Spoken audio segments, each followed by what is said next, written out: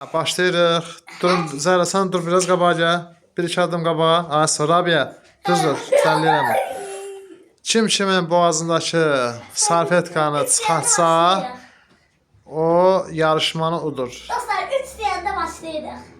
Kim sonra ödül var. Deməli, 3 deyəndə başlayırıq. 1, 2, 3. Dalaq. Düz qabaq qabağa. Ya qışqırmaq yox. Qışqırmaq yox. Başlayın. Ya, gəzir, cavab. 2, 3, başladıq. Gələk kim boğazındakı salfetkanı çıxardacaq. Kim boğazında salfetkanı çıxarsa yarışmalıdır. Rabia. Açmayın ha. Açlıyaq şarfı. Açmayın ha şarfı. Kim salfetkanı çıxarsa.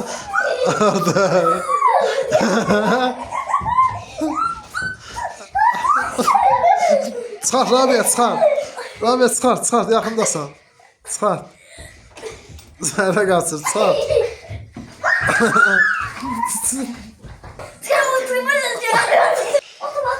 Saxla, salfetkası oradadır. 1-0 Rabia'nın xeyrinə.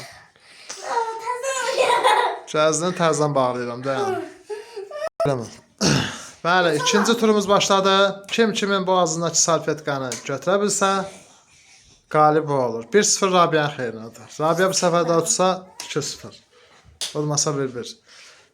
Bax, qabaq-qabaqsız, üzün çevir bura. Düzdür Rabia, mən qoyduğum yerdə qal, tərpənmə. Sən də gəl.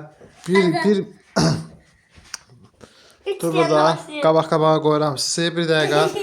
Bax, ikiniz də qabaq-qabaqsız. Bax, şərfə əl atmırsınız. Şərfdən əl atmırsınız. Ancaq boğazınızdakı salfetkanı götürürsünüz. 1, 2, 3, başlayın. Bəli. Zəhra biraz yaxından aşağıya getirsin. Yox. Yox, açma. Ha, tutan tutsa çıxarırsan çıxar.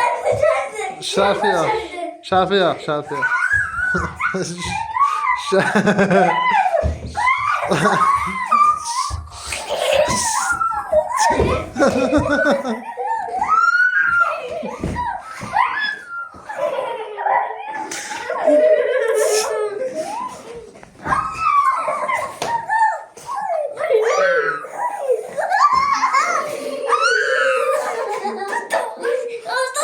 Kim çıxarda çıxarda.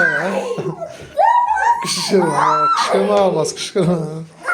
Durma ağa, durma ağa. Durma ağa.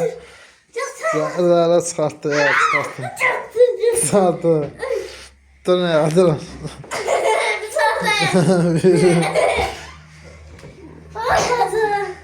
Bəli, bu da pişikdir. Ne yersən bir şey o? Sabah. Dene dostlar salam. Den dostlar salam. Ha. Bura bak, atıya bak. Atıya bak. Sabah. Den dostlar salam. Dene dostlar salam.